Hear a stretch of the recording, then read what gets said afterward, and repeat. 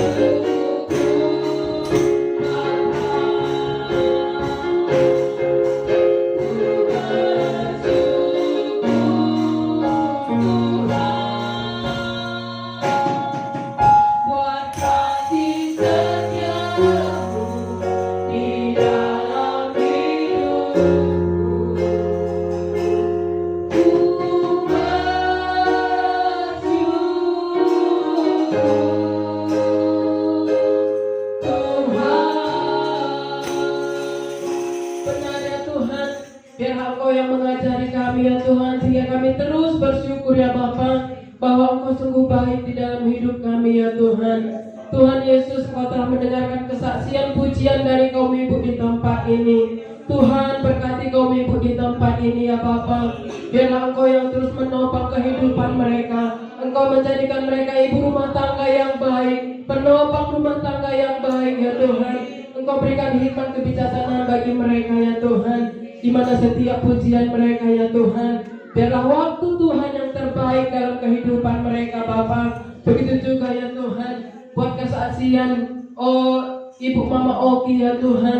Tuhan, Kau yang terus memberikan dia sukacita, pengharapan yang luar biasa ya Bapa. Bila setiap permasalahan apapun yang terjadi di rumah tangganya, di dalam kehidupannya, Engkau terus yang memberkati ya Tuhan. Engkau berikan kekuatan ya Tuhan, Engkau berikan penghiburan bagi dia Bapa. Biarlah setiap waktu-waktu yang dia lewati semua adalah waktu yang terbaik ya Tuhan. Begitu juga ya Bapak Ibu Mama Ardi ya Tuhan. Engkau berkati beliau ya Bapa, di mana kesaksiannya ya Tuhan. Engkau berkati orang tuanya yang sedang sakit saat ini, sakit apapun yang dia alami ya Tuhan. Biarlah Engkau yang mengangkat segala penyakit yang dia derita orang tua kami saat ini Bapa. Kami percaya Tuhan, sakit penyakit dia saat ini akan Engkau angkat di dalam nama Yesus. Karena Engkau adalah Allah yang sanggup melakukan segala sesuatu ya Tuhan. Terima kasih Bapa. Bila setiap kami anak-anakmu di tempat ini benar-benar merasakan sukacita yang luar biasa ya Tuhan. Kau berkati Tuhan, kami akan memberikan persembahan kami.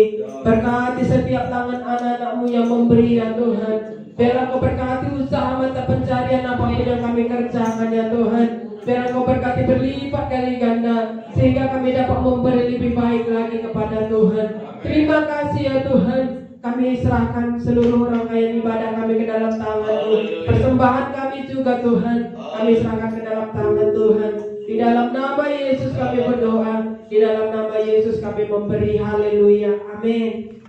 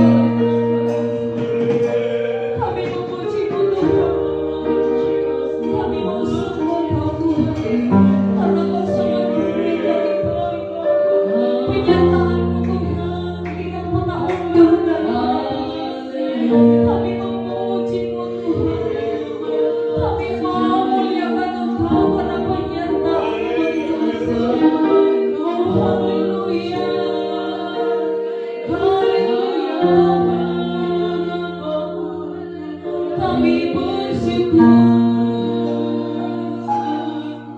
sebab itu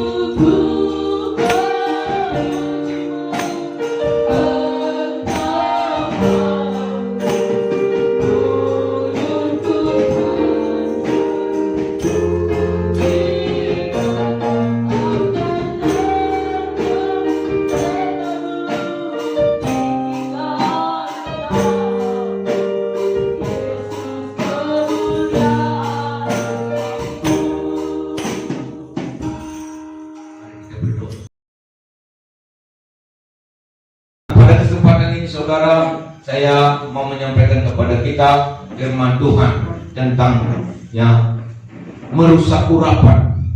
Kita sering berdoa supaya Tuhan mengurapi kita. Kita sering memohon kasih Tuhan mengurapi kita. Mungkin saudara hanya berdoa karena sering mendengar tentang urapan dan minta kepada Tuhan supaya Tuhan memberi urapan. Dan apa urapan itu mungkin banyak yang tidak memahami, banyak yang tidak mengerti. Sebenarnya urapan Tuhan itu adalah sesuatu kuasa. Urapan Tuhan itu adalah sesuatu wibawa di dalam kehidupan kita. Sehingga ketika iblis melihat kita, dia merasa segan karena kita berwibawa. Karena dalam hidup kita ada kuasa. Tuhan Yesus berkata kepada murid-muridnya di dalam Yohanes pasal 1 ayat 12 dikatakan bahwa siapa yang menerimanya akan menerimaku kuasa untuk menjadi anak-anak Allah. Jadi kuasa itulah wibawa, dan wibawa itu adalah urapan. Sehingga apa yang kita katakan, maka setan itu tunduk. Nah, jadi anak-anak Tuhan itu, orang Kristen itu sebenarnya orang-orang yang berwibawa. Orang-orang yang berwibawa. Kemana pergi, dimanapun berada, memiliki sesuatu wibawa atau kuasa yang luar biasa. Karena dalam dirinya ada sesuatu kuasa Tuhan yang memenuhi hidupnya. Jadi itulah sebabnya maka terus mintalah kepada Tuhan urapan itu. Urapi ibadah kami. Apa maksudnya? Supaya ibadah itu juga berwibawa. Ya. Berwibawa, benar-benar berwibawa. Dan tidak ada sesuatu apapun yang mengganggu. Nah, ketika raja-raja atau imam-imam atau nabi-nabi dahulu mau dilantik, diangkat, maka dioleskan minyak urapan. Dan minyak urapan itu dibuat oleh orang-orang yang spesial, tidak sembarangan. Orang-orang yang spesial, tidak sembarangan. Ya. Supaya apa? Minyak urapan itu benar-benar bersih. Dan setelah dibuat saudara, maka minyak urapan itu dioleskan, dicurahkan, dituangkan di kepala. Seperti misalnya Imam Harun misalnya, dituangkan di kepalanya. Ya, Raja Daud misalnya, Raja Saul misalnya. Banyak hamba-hamba Tuhan, raja-raja dulu ketika dilantik, maka dituangkan minyak urapan, dioleskan minyak urapan. Jadi urapan itu ada kuasa, ada wibawa, ada cap, materai. Ya. Jadi saudara yang terkasih, maka marilah kita terus merindukan kepada Tuhan. Urapi kami Tuhan, penuhi kami Tuhan dengan kuasa-Mu.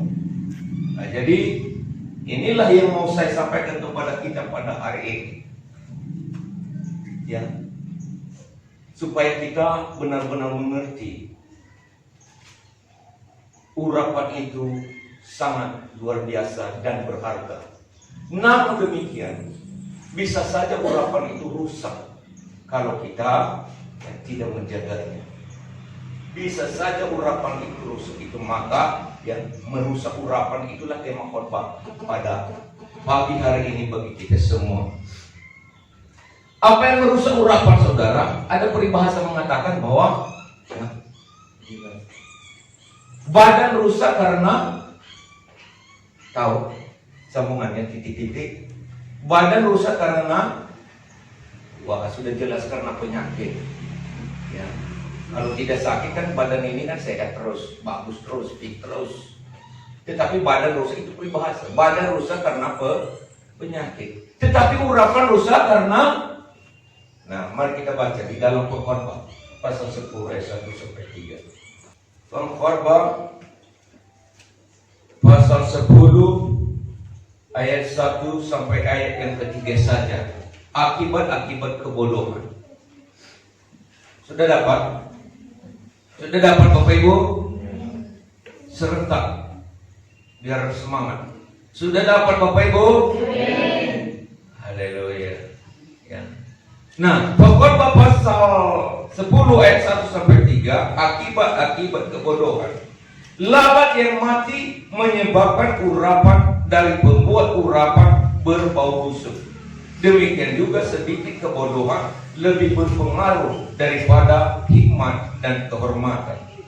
Hati orang berhikmat menuju ke kanan, tetapi hati orang bodoh ke kiri. Juga kalau ia berjalan di lorong, orang bodoh itu tumpul pikirannya, dan ia berkata kepada setiap orang, orang itu bodoh. Nah, saudara yang kekasih, apa yang ditulis di kitab Pengkhotbah pasal 10 ayat 1 sampai 3 di sini adalah hal yang merusak urapan. Di sini akibat-akibat kebodohan. Ini judulnya, akibat-akibat kebodohan. Nah, kebodohan apa yang dia bicarakan? Di sini tidak dia membicarakan mengenai kebodohan karena tidak bisa menulis. Di sini dia tidak membicarakan kebodohan karena tidak bisa membaca. Di sini dia tidak membicarakan karena dia tidak bisa matematika. Tetapi kebodohan yang Alkitab katakan di kesempatan ini adalah kebodohan karena membiarkan, yang pertama, membiarkan lalat menggerogoti, menggigapi dirinya. Lalat ini berbicara adalah sesuatu hama, ya, yang membawa virus. Kita tahu saudara, lalat itu kan ya suka yang menghigapi apa saja. Mungkin daging yang busuk, bangkai-bangkai, atau kotoran-kotoran yang datang dari luar. Lalu tiba-tiba saudara masuk, ya, mendekati minyak urapan. Inilah yang dia bicara. Akhirnya lalat itu saudara terjebak di situ dan mati. Nah, gara-gara lalat itu saudara jatuh, ya, ke dalam minyak urapan, sehingga minyak urapan itu pun jadi rusak. Apa yang dimaksud Pengkhotbah dengan lalat ini? Inilah adalah sesuatu hal-hal yang datang, ya, dari luar, yang mungkin merusak kebaikan, merusak wibawa, merusak kuasa yang sudah ada dalam diri kita sebenarnya, yang sudah Tuhan siapkan dalam hidup kita sebenarnya, untuk memperlengkapi kita sebenarnya, supaya kita benar-benar menjadi anak-anak Tuhan yang berharga, bernilai, berwibawa, punya kuasa, sampai mengalahkan setan, mengalahkan iblis, mengalahkan tabiat daging, segala kehendak duniawi. Tetapi kalian tidak mampu. Karena apa? Ada lalat-lalat yang menghigapi, yang menggerogoti, yang mau kita terima sebagai teman kompromi. Akhirnya kebaikan yang sudah Tuhan taruh dalam hidup kita menjadi rusak. Ngerti saudara? Apa yang dimaksud? Urapan itu jadinya rusak. Karena apa? Membiarkan lalat. Ya. Lalat itu adalah sesuatu hal yang tidak disiplin, tidak tertib. Apa saja dihinggapinya, lalu dia menghigapi kita juga. Nah, jangan kompromi dengan ini, dengan lalat-lalat ini. Bisa saudara mengerti apa yang dimaksud lalat-lalat yang datang dari luar itu, yang bisa merusak urapan dalam hidup kita, yang bisa merusak kuasa Tuhan yang Tuhan siapkan memenuhi hidup kita, sehingga dengan itu kita tidak ada wibawa lagi di hadapan setan, di hadapan dunia, di hadapan iblis, karena sudah kompromi dengan lalat-lalat ini. Jaga. Ini yang pertama. Yang kedua saudara, kebodohan yang dia bicarakan, ya, bukan hanya membiarkan lalat itu saja, tetapi membiarkan juga hati kita tidak luluh terhadap nasihat Tuhan. Artinya keras hati. Apa tadi yang dikatakan di dalam ayat 2? Hati orang berhikmat menuju ke kanan, tetapi hati orang bodoh ke kiri. Artinya ya, suka membangkang, keras hati, tidak mau ditegur, tidak mau dinasihati, tidak mau diluruskan, tidak mau dibentuk. Mau kita arahkan ke kanan, dia tetap ke kiri. Kan itu, saudara.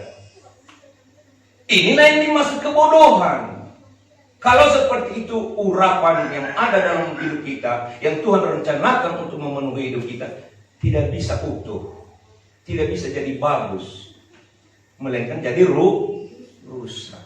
Itu maka sebagai anak-anak Tuhan yang berhasil dan beruntung itu, saudara, patuh dan taat setia kepada Tuhan.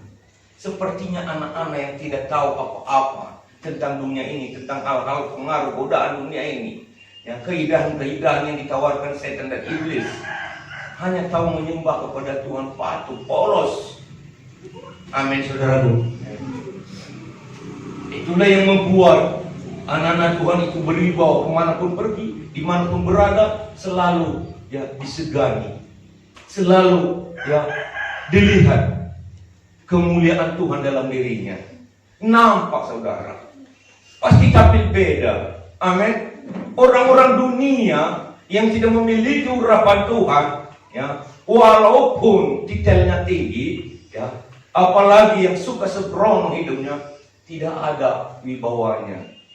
Tetapi anak-anak Tuhan, saudara, sebodoh-bodohnya pun dia, nggak pun punya sekolah pun dia, tetapi kalau dia memiliki wibawa dalam dirinya, ya, pasti dia dihargai. Karena apa? Kuasa Tuhan itu, wibawa Tuhan itu, kemuliaan Tuhan itu bersinar dalam hidupnya. Apalagi dia suka berdoa, apalagi dia suka memuji-muji Tuhan, menyembah kepada Tuhan. Dia mau keluar, dia mau berjalan, tampil beda. Dia akan nampak, siapa dia? Orang yang belum pernah mengenalnya pun akan bertanya, siapa dia? Ya. Ketika dia berbicara dengan ya sepantasnya, tidak menggunjingkan orang. Seperti ayat 3 tadi dikatakan, saudara, yang dikatakan ya, dia selalu menggunjingkan orang. Dia yang bodoh dikatakan orang itu bodoh. Kan itu orang bodoh ini kadang-kadang. Ya. Nah, karena pekerjaannya itu, saudara. Banyak orang seperti itu kita lihat ya, menggunjingkan orang, menghina orang, merendahkan orang, tanpa memikirkan siapa dirinya. Nah, inilah, saudara, ada peribahasa lagi, satu lagi mengatakan bahwa kadang ya, muka jelek, cermin dihancurkan. Pernah dengar peribahasa itu? Seharusnya kalau muka jelek, apa yang dilakukan? Ya dicuci lah, dibersihkan lah. Jangan cermin pula diselap. Oh, cermin ini. Kan begitu ya? Haleluya. Ngerti maksudnya, saudara? Hidup ini seperti itu, supaya anak-anak Tuhan itu berwibawa, apalagi yang hamba Tuhan. Ya. Berbicara jangan sembrono. Nah, berbicara jangan sembrono. Nah, apapun permainannya, permainan yang bagus-bagus. Ya. Jangan hanya melulu, ya, titok-titokan. Nah, selalu saya ungkapkan beberapa kali ini. Ya. Jangan, karena ada wibawanya. Tidak terukur siapa dia, orang tua, remaja, atau anak-anak. Kalau dia disiplin dalam kehidupan, ada kuasa Tuhan mengalir di hidupnya, maka nama Tuhan pasti dimuliakan dalam hidupnya. Urapan itulah, saudara, kuasa itulah, saudara, yang membuat dia berharga di mata dunia dan di mata Tuhan. Jadi urapan rusak karena membiarkan lalat menghigapi. Yang kedua, tetap berkeras hati. Kita ajar dia mau ke kanan, dia terus membelok ke kiri. Kita bentuk dia, kita mau didik dia, kita mau ajarkan dia, kita mau luruskan jalannya, dia tetap jalan ke jalan yang bengkok. Ini masalah. Sehingga urapan itu tidak terjadi. Sehingga dia sama saja di mata dunia. Iya. Apalah artinya mau mengikut Tuhan? Kata orang-orang yang tidak pernah mengikut Tuhan. Si anak itu aja sudah lama ke gereja, hidupnya masih belum berubah. Apa gunanya? Waktu dia mengikut Tuhan, masuk 15, keluar juga sampai sekarang juga tetap 15. Nah, ini masalah. Karena apa? Tidak ada perubahan. Mau disuruh dia berjalan ke kanan, dia tetap berjalan ke kiri. Inilah bentuk-bentuk kebodohan. Jadi Alkitab, kitab Pengkhotbah pasal 10 ayat 1 sampai 3 mengajarkan kepada kita sekarang akibat-akibat kebodohan. Kebodohan yang dibicarakan bukan kebodohan masalah tidak bisa menulis, masalah tidak bisa membaca, masalah tidak tahu matematika, tetapi masalah kompromi dengan lalat yang membawa kotoran.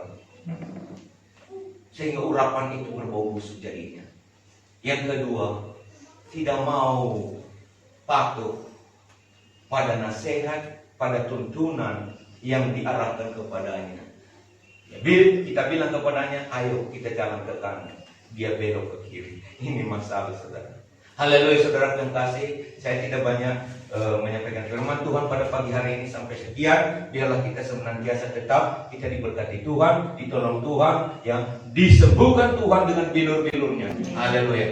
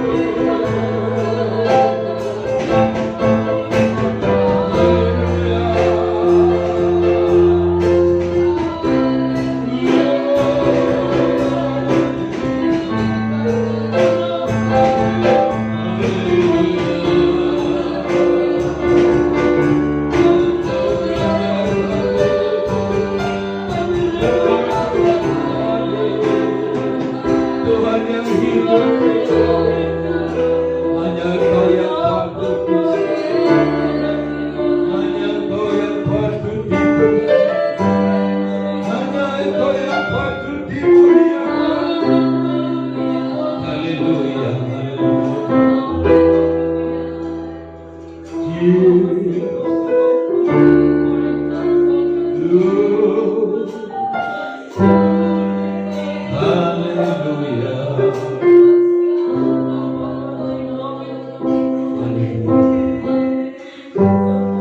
kasih Bapa, terima kasih Tuhan ajaran firman-Mu yang telah kami dengarkan pada siang hari ini. Kami percaya Tuhan, segala ajaran firman-Mu adalah yang memberikan kepada kami kekuatan. Segala ajaran firman-Mu adalah yang memberikan kepada kami tuntunan, sehingga kami tahu jalan yang benar, sehingga kami tahu jalan apa yang harus kami lalui. Kami bersyukur Tuhan, karena firman-Mu adalah penolong hidup kami, karena firman-Mu adalah suluh yang menerangi jalan kami, sehingga kami tidak mudah tergelincir dan tergeletak. Terima kasih Tuhan. Bapa dalam surga, hamba berdoa, biar setiap umat-Mu yang telah mendengarkan firman-Mu pada siang hari ini benar-benar mengalami suatu urapan yang baru. Kuasa Tuhan, wibawa daripada Tuhan, kemuliaan daripada Tuhan, yang memberikan kemenangan, sukacita, yang memberikan sesuatu nilai yang terbaik di dalam diri kami. Terima kasih Bapa, sehingga dunia mengenal dan melihat bahwa kami adalah anak-anak Tuhan, bahwa kami adalah hamba-hamba Tuhan, bahwa kami adalah orang-orang yang dipakai oleh Tuhan, menjadi alat bagi kemuliaan Tuhan, menjadi saksi-saksi bagi Tuhan, menjadi pelayan-pelayan Tuhan, menjadi hamba-hambanya Tuhan. Terima kasih Bapa, urapi Tuhan kami dengan urapan kuasa Roh Kudus. Curahkan dengan urapan Tuhan di hidup kami, di hati kami, di pikiran kami, dalam setiap kehidupan kami. Haleluya. Terima kasih Bapa, Engkau Maha Besar, Engkau Tuhan kami Maha Mulia, Engkau Tuhan kami yang Maha Sanggup, yang sanggup melakukan segala perkara. Terima kasih Bapa, Engkau juga Tuhan yang sanggup memulihkan keadaan kami semua, sehingga kami menjadi lebih baik daripada sebelumnya. Hidup kami menjadi lebih untuk kemuliaan bagi nama Tuhan dalam segala apapun aspek kehidupan kami, dalam hal pekerjaan kami, dalam hal usaha kami, dalam hal profesi kami, dalam hal apapun yang dilakukan oleh anak-anak-Mu adalah yang sesuai dengan kebenaran Tuhan dan menjadi kemuliaan bagi nama Tuhan. Terima kasih Bapa yang baik, Bapa dalam surga. Kami berdoa juga Tuhan buat saudara-saudari kami yang tidak hadir pada hari ini, entah apapun yang menghalangi langkah mereka, tetapi kami percaya Tuhan, Engkau mengasihi mereka. Kami tetap percaya Tuhan bahwa kuasa-Mu Tuhan akan menopang mereka, sehingga mereka tidak akan jatuh dan tidak akan tergeletak di jalan yang salah, melainkan tetap ingat akan Tuhan, tetap setia untuk mau merenungkan kebenaran Tuhan di dalam hidup mereka. Kami percaya Tuhan, kasih-Mu akan mewarnai hidup mereka, sehingga pada hari-hari pertemuan ibadah kami yang akan datang, kami boleh bersama-sama ada di tempat ini, ada di hadirat Tuhan untuk memuji membesarkan nama Tuhan. Tuhan, kami juga berdoa buat ibu daripada saudari kami Mama Ardi. Tuhan Yesus, biarlah kuasa-Mu nyata baginya Tuhan. Bilur-bilur-Mu terjadi atasnya Bapa, untuk menyembuhkan sakit penyakit, sakit naik tensi, asam lambung, apapun yang menggerogoti tubuhnya pada saat ini menjadi sembuh dalam nama Tuhan Yesus. Karena Engkau Tuhan mengasihi setiap orang yang berserah, setiap orang yang berseru hanya kepada Engkau. Terima kasih Bapa, berkati keluarga daripada saudara kami Mama Ardi Tuhan. Berkati juga Tuhan suaminya saudara kami Bapak Ardi, anak-anaknya semuanya. Biarlah mereka akan menjadi saksi-saksi di mana mereka berada untuk mempermuliakan nama Tuhan. Dan juga Tuhan, tidak ada seorang pun yang Tuhan lalui, semua jemaat Tuhan di tempat ini Tuhan akan pakai, Tuhan akan urapi, Tuhan akan berkenan memberikan sesuatu pembaharuan, memberikan sesuatu pemulihan. Guna nama Tuhan dipuji, dimuliakan, dan bersyukur Tuhan Kau telah memakai kami, berapa hamba-Hamba-Mu yang mengambil bagian dalam pelayanan pekerjaan pada siang hari ini. Kau Tuhan yang telah memberkati, baik sebagai mengajar di sekolah minggu, sebagai pemain tambore, sebagai kolektor yang memuji persembahan, sebagai singer MC, sebagai pemain musik, bahkan juga yang menaburkan firman-Mu Tuhan. Engkau telah penuhi dengan kasih, urapan, dan kuasa Tuhan. Terima kasih Bapa yang baik. Dalam nama Tuhan Yesus Kristus kami mengucapkan syukur. Haleluya. Amin.